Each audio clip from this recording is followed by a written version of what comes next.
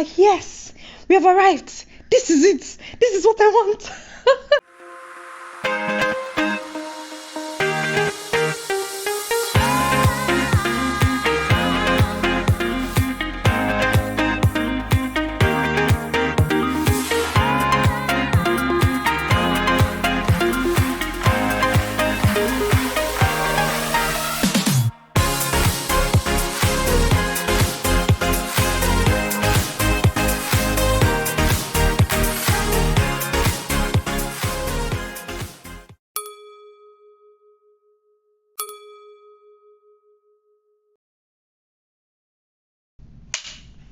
Hi, everybody. Hello. How are you doing? Welcome, welcome, welcome. So, I'm going to be doing this a few times more by God's grace. Pray for me, hold me accountable. But I'm going to be doing this thing called the Reviews Corner. So, I'm going to be reviewing movies, I'm going to be reviewing books, PDF books, paperback books. And yeah, well, those are the only two stories that I'm going to be reviewing because I'm a writer and I love stories. Well, I'm a Storyshower. So, welcome to the Reviews Corner. My name is Igbilade Timlua Princess, the Storyshower. Welcome. So, on today's episode of the Review Corner, I am going to be reviewing Prophet Suddenly Part 3.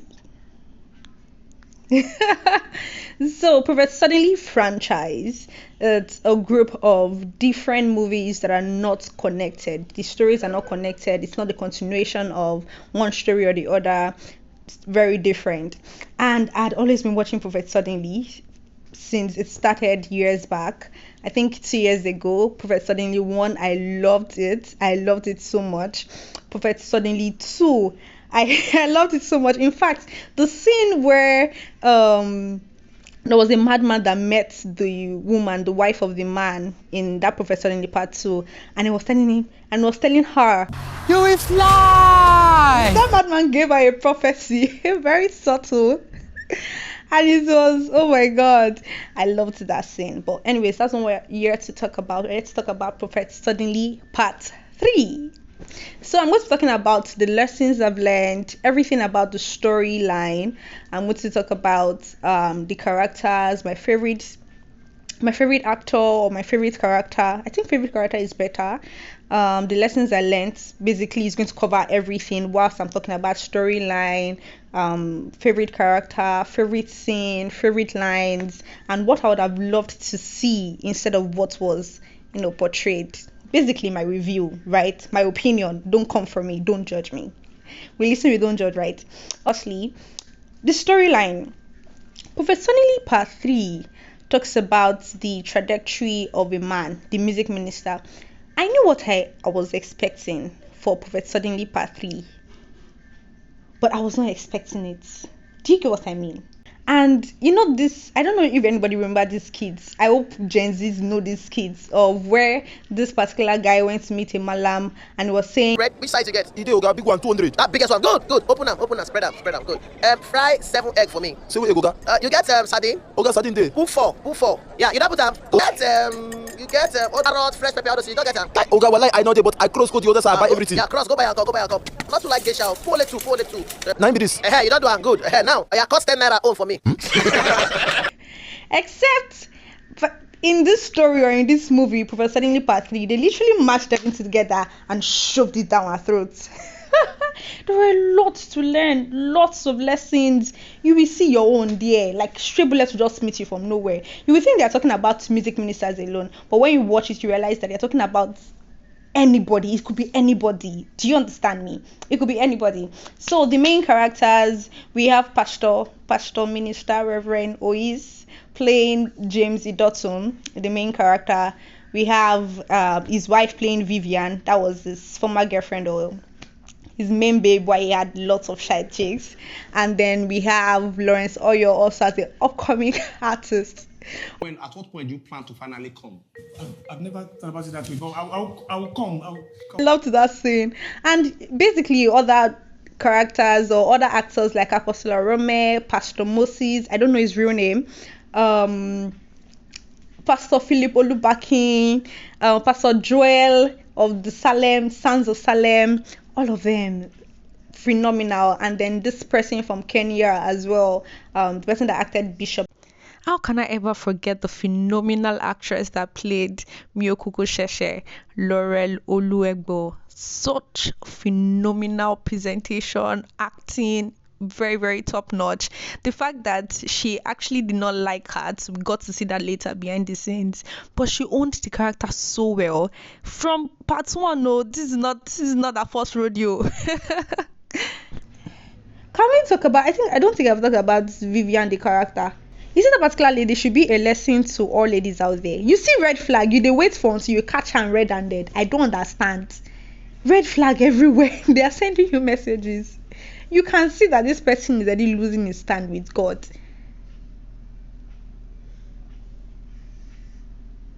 What are you waiting for? Asasao, what are you waiting for? What are you waiting for? So yeah, that Vivian character, somebody should be like her. You see any small sign, pray for the person, stand in the gap for the person. If God is telling you to move. Do what? Run. Oh. Anyway, so those are the main characters. And so now moving to favorite scenes. My favorite scene is actually the first scene. It's funny, right? But my favorite scene was the first scene. You see, the cinematography, the moving, the fact that it was based on years ago and they got it so well, the dressing, the costume of those years ago, the whole naming ceremony part. You see that part, that scene. I love it. I love it so much. So much. I love it so much. It was so sweet. It was too sweet. I'm like, yes, we have arrived. This is it. This is what I want. So I loved that scene a lot. It was more than the character. It was more than the characters there. It was more than the dialogues. It was just the scene. I loved it. You see, especially that part where rain was falling and then they were showing like the building, like the house or the hospital scene. I love it so much. And my God, why are we not talking about the doctor that was kabashing? Madam, you'll be fine, okay?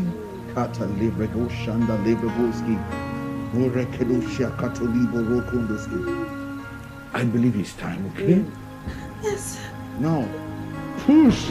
There was a lady that gave a testimony, or a woman or a mommy that gave a testimony on about Femi Lazarus stories, and she was saying how that this nurse or a doctor came and like a pediatrician, right, came and this lady was singing father to child, spirit to spirit. Hey God, can we have people burning for God in different sectors and not just ministers? Anyways, moving on. So that's my favorite scene. That's my number one favorite scene. I loved every scene that there was comic relief. I loved I love James PA. I love him so much. He effortlessly funny. Just a very nonsensical person. Not his person, his character. And then yes, I loved every comic relief scenes. My second favorite scene is the part, obviously I mentioned it already, the part where Lawrence Oyo was seeing Minister James and he was like, I love you so much. And then you're like, I'm into prophetic psalmistry. I chant. Huh? You chant. You chant. Safety. Chant. So John the chant. Thank you so I love that scene so much, so much. I felt like, what is your call? He's singing my Jesus, my love, and he's singing favor. It surrounds me, and you're saying you don't like it. You're not smiling. Like if I did being, I know you. I would just. Other scenes that I liked was, you see, there is one thing that you should also notice. You must always be discerning in the spirit. You see, when you are not discerning in the spirit, when you already lack that, you're no more working in the spirit, you're already working in the flesh. Blatant red flags. I mean, blatant red flags will come as sweet nothings. Another line that I like, but it's not my favorite line, but I liked what the writer did, like the subtlety that he added to it, the subtleness that he added to it. This lady, Miokuku Sheshe, came to the house of James. She did tell you have a lovely house. You have a lovely house. What she's telling you is your body, like you as a building, as a temple. It's not your house, not the structure. I don't know if anyone caught that. She was talking about him. You have a lovely house. Your body have a lovely. I want to possess you. I want to be inside of you. I want to come and live in your house. It's giving me the story of when Jesus was explaining about the 7 demons that go and they come back. They bring multiple. His house, swept clean, easy to possess.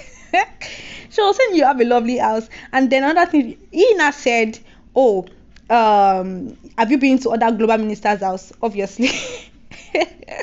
She has tried to enter other global minister's house. You get what I mean?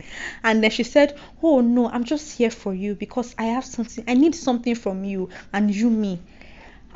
And you know, run. How is that sweet nothings to you? Can you see when you're not discerning the spirit?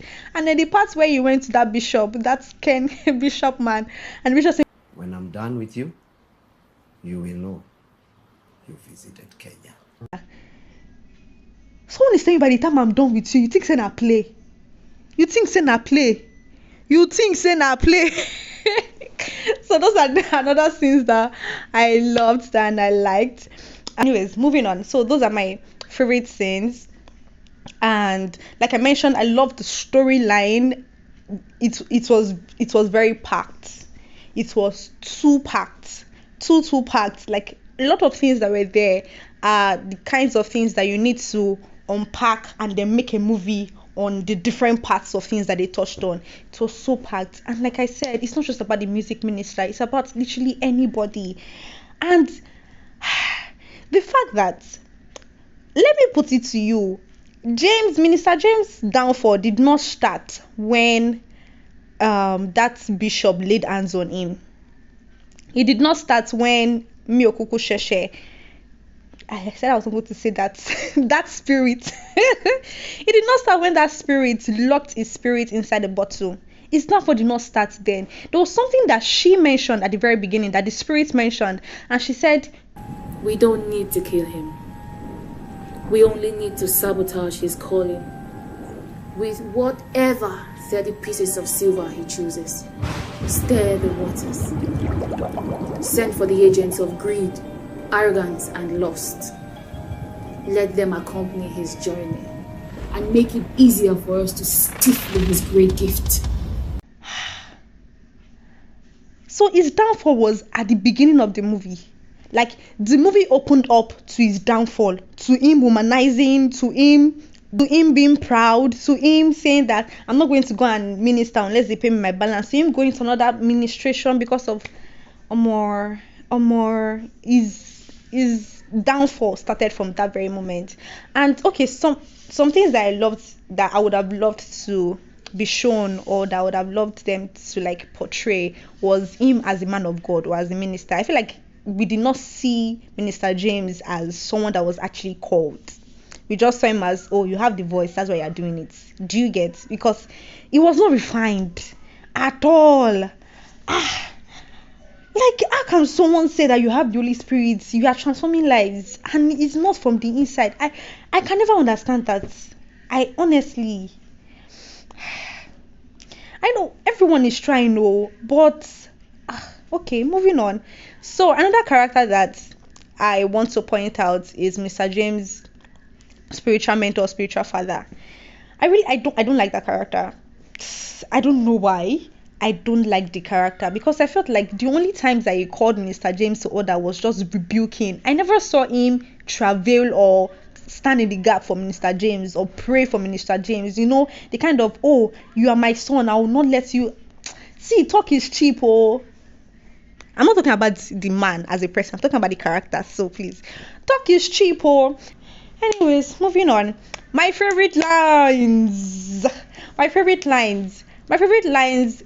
favorite lines came from Lawrence Oyor's mom in the movie. Abi, is that his real mom? I don't think so. Lawrence Oyor's mom in the movie. My favorite lines came from my two favorite lines came from her. She said, when you carry favor, you no longer need the approval of men.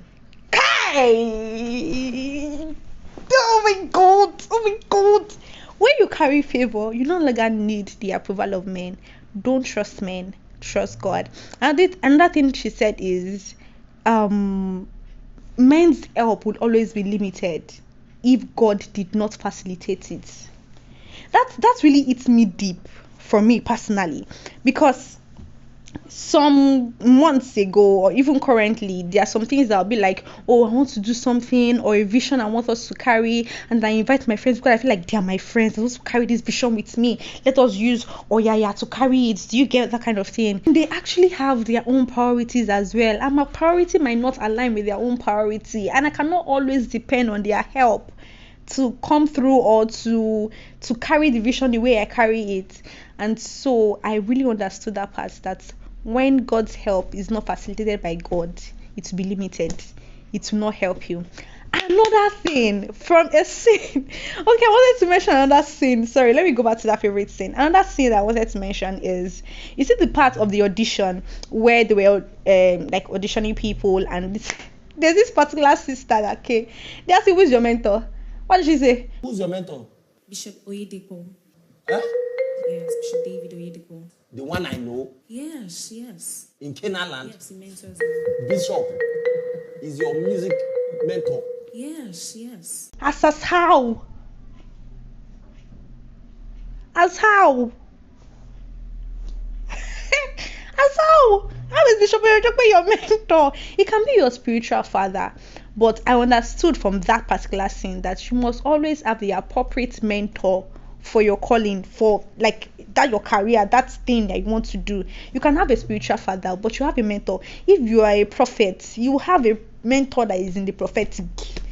If you want to go into maybe not even ministerial now, maybe like writing or the media, you have to have a mentor in the media space. You cannot say that your pastor at home is your mentor and you are going into the media space, your pastor that don't know anything about media. Hey, anyways, that's what I learned from that. That was very, very funny. She said such okay, anyways, back to favorite lines. Another favorite line is something that also hits home, and it was at the beginning, and it was one of the rules of the Myokugu Sheshe spirit. And then she said, what do I say about excuse? She said, excuse is the tool of the incompetent, a monument of nothingness. Those that use it are not wise. Hey, there was a time, God is helping me already. There was a time that, you see, excuse there, I have it. There is a reason to justify everything. I'm not doing anything like this. I've given up on something. It's not like that. You see, Kinika, there was always a reason for everything. But God is helping me. God has helped me already to overcome it. And this is very, very important for us to know. That you see, excuse, it's basically an expression of laziness. Don't allow it to ruin your life at all. Take notes. Anyway, so I think that should be all. I've mentioned my favorite lines. I've mentioned favorite scenes. My favorite character is actually Pastor Oyiz. I love the expressions, the emotions. He acted so well. I wish we saw his beginning, like how he was close to God before his downfall. They put prize on top God's calling. God that sent you. Moving on, so yeah, that's my favorite character. Another lesson that I learned is that you must never allow the voice of men to overshadow the voice of God. This is one particular lesson that took me hard time to learn. I would always not so much pay attention to the Holy Spirit. I just see it's just my thoughts anyways. And then someone should just say, God said what? And that is what I want to hear. And it's not good. You must never place men above God, above the authority of God in your life. God is the final authority. They might give you the thing, but it must always be subject to the Holy Spirit. Always the subject. Always check. This thing get balanced. Always check. Another thing. Can we have that song? No, can we actually have that song? That song with Pastor Lawrence and Pastor Oyiz. Can we have that song? That throne. You are holy, holy, holy. I love it. Can we have that song separately? Thank you very much. So I have come to the end of the reviews corner reviewing Prophet Suddenly Part 3. It was a very beautiful watch nonetheless. Aside from the things that I said I loved to see, I would have loved to see more showing. Kudos to the writer. The person that wrote it is Ola the Raw Poet. I know that the story is by Pasois, but it was the screenplay writer. I'm always on the lookout for screenplay writers because I'm a screenplay writer myself, so I love the dialogues, everything. I loved it so much. Yes, he actually even acted in the movie. It was the friend that came with Lawrence Oyor that he was saying one Yoruba that I never understand. Let's even talk about that one. And he said, kò sí ẹnìkan t'Ọlọ́run ò pè. Abi, how did he say it? I'm like, bro, are you a Yoruba person? Why? What is that? He tried. Please don't mind me. But yes, I love the dialogues. I love the screenplay. I love the story on its own. Shout out to the Windows production and everybody that worked on it. The crews, the cast, Tsumi Okuku Sheshe, Laurel. I love her so much. I've always been watching the Windows short films on Instagram, and I always love her acting. And I love to see our speaking mama. When she was saying that, Mr. James is not just, it's not a lost ship, it's a lost cause. I wanted to hear her tongue. Hey, I loved to see her. It was like a cameo appearance. I loved to see her. Yes, I loved to see Evangelist Damla Mike Bamiloye. It was a cameo appearance as well. Yeah, I really enjoyed it. And if you've not watched Prophet Suddenly Part 3, you should right now. Go and check on YouTube at the Windows. Go and check it. I'm going to add the trailer or some beats to this movie review, and I'm not going to spoil it so much so they can also watch it. And when you watch it, tell me what you think. If you've watched it, still tell me what you think in the comments. I'm rating Prophet Suddenly, drum rolls, 8 over 10. 8 over 10. I'm rating it 8 over 10 in storyline, just general movie, as a writer myself and also as a normal movie lover. So that's what I'm going to rate it, and I really, really loved it. I hope you loved it as well. Tell me what you think about this movie review. Tell me what you think about the movie as a whole, and what movie do you want me to do a movie review on? Let me know in the comment section, and please encourage me. This is my first time doing this. Is it my first time? Yeah, it's my first time doing this. Bye. Toodles.